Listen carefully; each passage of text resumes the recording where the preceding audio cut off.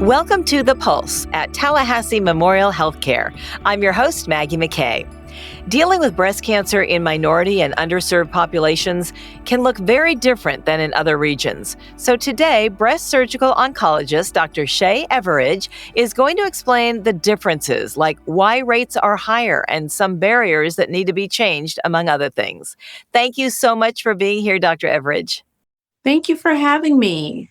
Let's just dive right in. Breast cancer can affect anyone, but research shows that women in minority, rural, and underserved communities often face higher risks and worse outcomes. So, what are some of the key reasons behind that? So you're right, particularly speaking to Black women, they are less likely to be diagnosed with breast cancer, but their outcomes tend to have a worse prognosis, specifically because though that population also has a higher risk of developing triple negative breast cancer. That's a type of breast cancer that holds a worse prognosis. A lot of that has to do with lack of access to care, lack of screening, almost lack of education of knowing when to screen and what breast cancer is even. We're in a place now where screening mammograms catch the majority of breast cancers that are diagnosed now, and the goal is to catch breast cancer early. So if these patients are lacking access to care, access to the screening that they need, or just don't even know that they should be screening at a certain age, we're catching these later when these kind of grow out of hand. So, what kind of barriers do patients in these communities face when it comes to early detection and diagnosis and treatment? So it can be something as big as, not having access to a doctor, not having a primary care to order their mammograms, not being able to get there. We think about transportation. Sometimes in these rural areas, people don't have access to a local mammogram facility, or they can't have access to their doctor to even start that process. We talk about when we get to the treatment regimen of breast cancer, patients don't have access to radiation going there every day. One of the biggest access issues we have is insurance. Patients might not have insurance, or they might be underinsured, meaning their insurance can be a little bit difficult. We've run into issues where patients have insurance, but their insurance provides coverage in 50 miles over and not necessarily coverage in their local city. So it's smaller things like that that we don't necessarily think about all the time. That's huge if you're the one with breast cancer. And what about transportation? Is that an issue as well? Maybe people can't get there? That's always an issue. In rural places, even in larger cities, it's always an issue. Whether that means not having a car, maybe in that area there's limitations to public transportation as well. So in a bigger city, you might still have the bus or a train, taxi. Some patients can't afford that, and some patients that service isn't even offered where they live. Thankfully, you help lead a comprehensive breast cancer program, the Walker Breast Program at the Tallahassee Memorial Cancer Center. Can you walk us through what that is and how it helps break down some of these barriers? Yeah, so it is a multidisciplinary, meaning all the disciplines that interact with breast cancer, a multidisciplinary team of doctors who come together to work together to fight breast cancer. And so how it works is we see a patient, I'm usually their first point of contact. We go through their case with this multidisciplinary team, meaning we review all their imaging, all their pathology. The medical oncologist is there to weigh in on their type of breast cancer. So is the radiation oncologist. People who your access would be restricted to, and you kind of meet them on the back end. You're meeting all these people on the front end so that we can kind of create a tailored breast cancer treatment for that patient.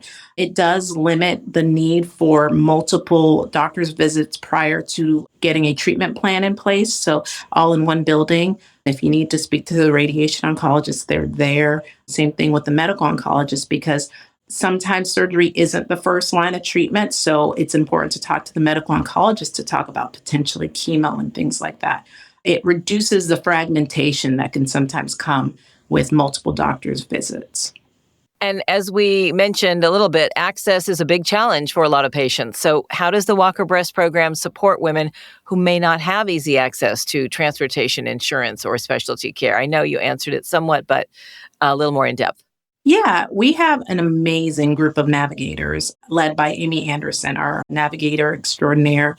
This is your point of contact for the patient for all things pretty much non-medical, but things that can limit access to medical treatment specifically for breast cancer. This person can help with things from insurance coverage, getting insurance, making sure insurance covers certain things, making sure you have a ride, sometimes getting a taxi, even things like that. So I think that a good navigation team is key for a good breast program. And there's also a trust gap between some patients and the healthcare system. It can exist, especially those in historically marginalized groups. So, how do you and your team work to build trust and meet patients where they are? Yes, so you're definitely right. Historically, a lot of mistrust towards the medical field from marginalized patients, specifically Black patients as well. And I think that diversifying the field of medicine, period, is definitely the way to kind of bridge that gap a little bit. So, definitely diversifying, a patient feels a little more comfortable when they're seeing someone that looks like them. And not to necessarily to mean that, I give better care than my partner or anything like that, but just kind of to help with the comfort, making patients feel a little more at ease, being able to meet all the people that are going to be helping you through this really sensitive topic and making sure you just spend the time with patients. My biggest thing is education. I don't care what walk of life you're coming from. I'm going to sit there and tell you about every detail about your breast cancer in a way that's not intimidating, in a way that you didn't have to go to med school to understand. But just to make sure before, you allow me to do something so sensitive to you, you understand the reasons behind that. That's awesome. Well, beyond the medical side of cancer care, how important are things like patient navigation, mental health support, and financial counseling? How are those integrated into the Walker Breast program? Yes. So through our navigation program, all those things we have a team of counselors through that navigation system as well for the mental health portion of that. We have access to our billing department helps to kind of make sure everything's authorized so that no surprise billings pop up with patients that are going through this. For unfunded patients, the TMH Foundation has done a great job helping to make these things that are unaffordable for some affordable. And for those patients who truly just can't or don't have the insurance, covering essential things like MRIs and biopsies. Right. There's so much involved that people don't even think about or know until they're in it, right? Right. If someone listening is worried about their own breast health or knows someone in an underserved area who might be at risk, what would you want them to know about the support that's available? It's everywhere. You just have to look for it. It sometimes does feel like you're out on an island when you're dealing with something, but someone around you very likely has dealt with something similar. So ask questions. If there's any problem with your breast, talk to a doctor, pick up the phone, call someone, and someone will pull you in to get a mammogram, be seen, just get the ball rolling. Anything else you'd like to add in closing that maybe we didn't cover? Not necessarily that we didn't cover, but if I haven't stressed it enough, please, please, please go get your mammogram. If you have a high risk history, meaning you have a family just riddled with breast cancer or ovarian cancer, please let your doctor know. Some of these patients are considered even more high risk and may require special screening, maybe earlier screening. So those are all reasons to talk to a breast specialist to make sure we can catch a cancer early. Thank you so much for sharing your expertise today. We really appreciate it. This has been so informative. Oh, thank you. Thank you for having me. I appreciate being able to come on this podcast. Absolutely. Again, that's Dr. Shlermine Everidge. Learn more about how the Tallahassee Memorial Cancer Center provides the highest quality breast cancer care in the region at tmh.org/breast cancer. That's tmh.org/breast cancer.